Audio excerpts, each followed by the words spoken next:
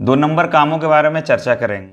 खुलेआम धड़ल्ले से उस क्षेत्र में शराब का तस्करी, चाहे वो नकली शराब, अगर हर प्रतिनिधि चाहे तो कोयला गाड़ी नहीं रुकेगी, लेकिन पता नहीं कमीशन सेट होने के बाद फिर गाड़ी निकलना शुरू हो जाती है। गाड़ी पहला बिना प्रतिनिधि और बिना प्रशासन का सहयोग से काम नहीं हो।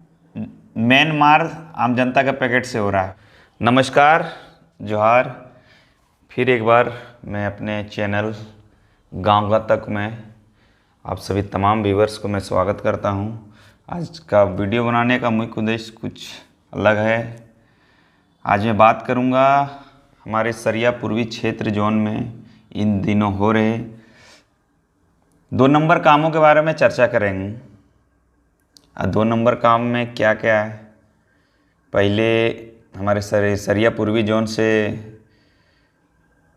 हम नहीं, अब मैं आपको कुछ पेपर के कटिंग भी दिखाऊंगा।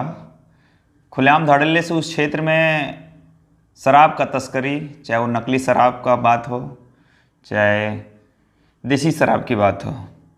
नकली शराब में यही है कि विदेशी ब्रांड जो स्पिरिट से बनता है उसको बनाकर बिहार सप्लाई किया, यानी एक काफ़ी पुराना धंधा है जो सरिया क्षेत्र में काफ़ी फला फूला है, काफ़ी धड़ल्ले से चला है।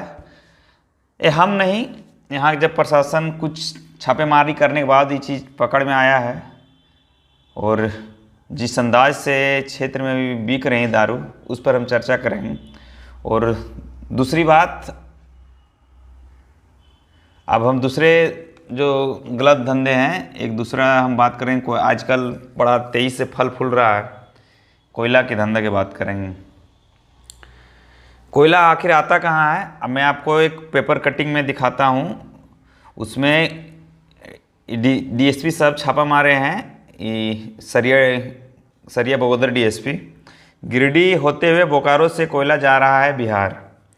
इसमें छापा मारा गया है। ये पिकअप वैन और कुछ बोरी से लदा हुआ है, वो जमा है, वहाँ से पकड़ा गया है।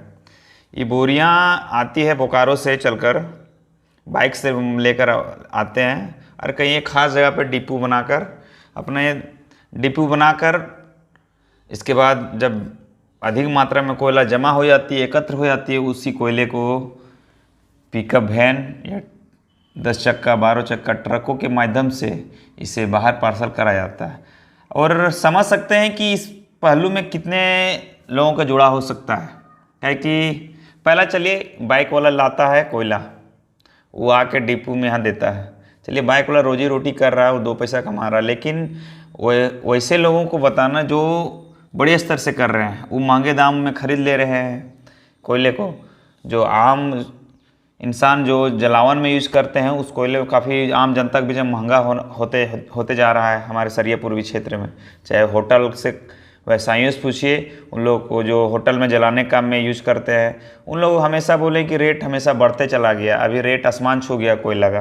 तो ये कोयला का रेट बढ़ने का रीज़न वही है कि डिपो वाले ले लेते हैं थोड़े से महंगे दामों में अपने पास ही, बोलते हैं जितना माल आ रहा है मेरे पास ही दीजिए, और वो जमा करके सीधे वो बाहर भेजते हैं। इसमें किसका सहयोग हो सकता है?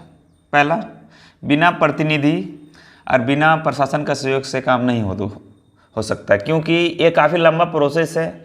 क्या कि बाइक वाले भी छिपा कर बेचारे ला के डिप यहाँ देते हैं, लेकिन अब प्रोसेस जो होता है कि उसको जब अधिक जमा हो जाए, उतना मात्रा में कोयला जमा होना, एक ट्रक में कितना कोयला लोडिंग होता पता ही हो सकता है।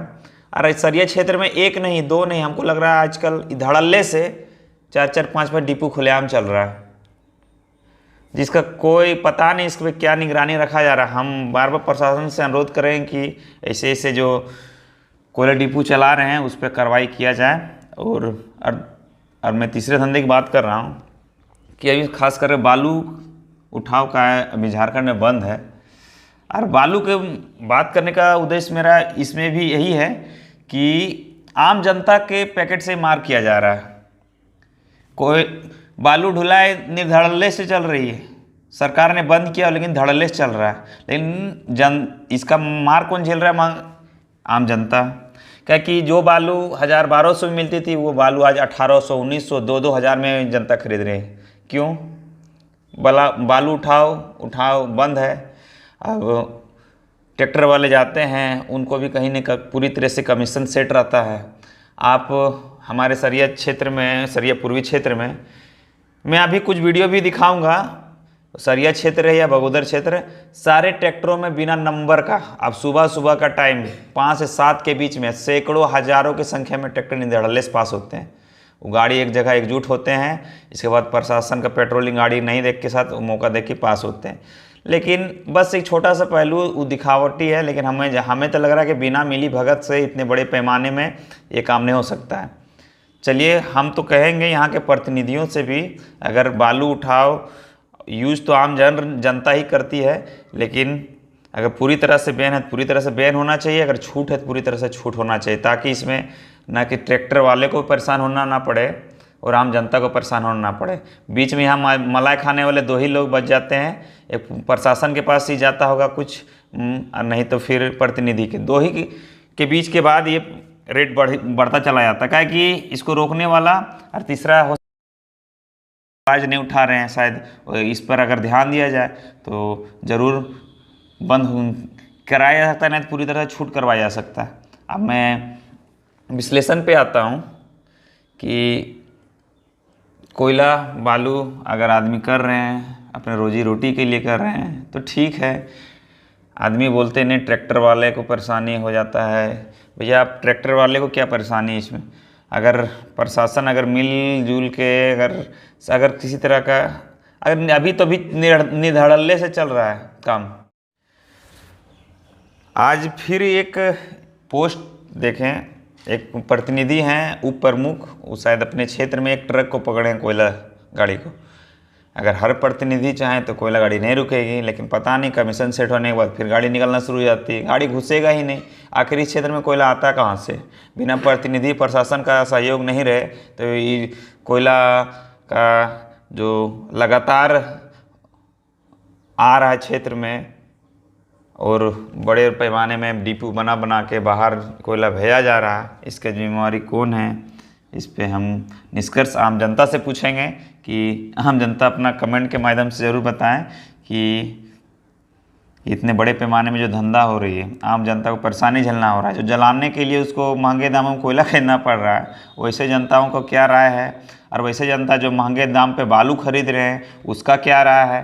क्या कि यहाँ तो बालू का तो लोडिंग अनलोडिंग हो ही रहा है, लेकिन मेन मार आम जनता के पैकेट से हो रहा है, ठीक ना? इस चीज़ को समझने की जरूरत है, कितनी पॉइंटेबल चीज़ है, इसको समझिए। क्या कि बालू को उठा धड़ल्ले से चल ही रहा है। बस अब देखिएगा, लॉजिक की चीज़ ये है कि ट्रैक्टर जितने आएंगे आपको हमेशा झुंड में मिलेंगे, बिना नंबर वाले गाड़ी मिलेंगे, है ना? आखिर इसको भी डर आम जन से ही, लेकिन आम जन इस चीज़ को समझ नहीं पाते हैं, इसलिए मैं जागरूक करने के लिए स्पेशली वीडियो बनाया। अगर आपको लगता है उससे पूछिए, अगर बालू उठा पूरी तरह से चल रहा है तो आप लोग इतना महंगे रेट में क्यों बेच रहे हैं? वो बोलेंगे नहीं बालू बैन है, जब बालू बैन है तब लोग क्यों उठा रहे हैं? बोलते जनता को मांग पे उठा रहे हैं। तो लेकिन भैया आप इतना महंगा ले रहे हैं तो इतना महंगा लेने का रीज़न क्या है? ट्रैक्टर वालों से भी पूछ सकते हैं, वो जब बताएंगे नहीं फलना पैसा देना पड़ता है, तो उससे भी बात करने का प्रयास किया जाए आम जनता। आखिर जनता को जागरूक करने का उद्देश्य से ही मैं ये वीडियो बनाया था, ताकि आप देख सकते हैं, बिना ये आपको कोई लॉजिक लगाने की ज़रूरत नहीं है। आप अगर बालू का कारनामा देखना है, कोयले का कारनामा देखना है, दारू कारनामा देखना है, तीनों कारनामा का सेफ जोन अगर देखना है तो हम समझ सकते हैं कि सरिया पूर्वी जोन सबसे इम्पोर्टेंट जोन बन गया है, जिसमें नहीं धड़ल्ले से कोई डर भाई, बिना डर भाई के इन लोग काम कर रहे हैं। अब पता नहीं किसके सहयोग से इन लोग कर रहे हैं। धन्यवाद। इसी तरह अभी हम आप लोग कुछ स्क्रीनशॉट जो पेपर जो बार पकड़ाए हैं दारू से, कोयला को लेकर या किसी तरह के धंधे को लेकर, उनमें दिखाऊंगा। वीडियो उसमें समझ में आ जाएगा कि क्या है रीज़न। धन्यवाद।